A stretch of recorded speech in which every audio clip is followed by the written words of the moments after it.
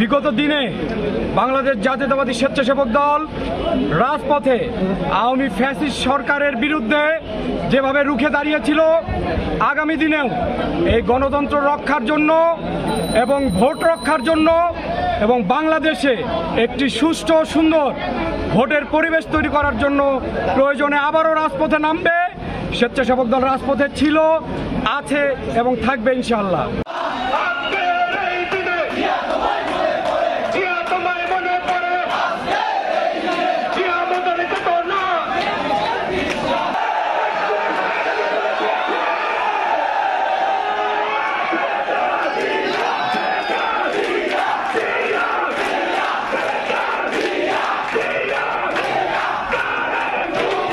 আগামী বাংলাদেশ হবে গণমানুষের বাংলাদেশ, আগামীর বাংলাদেশ হবে জনগণের বাংলাদেশ।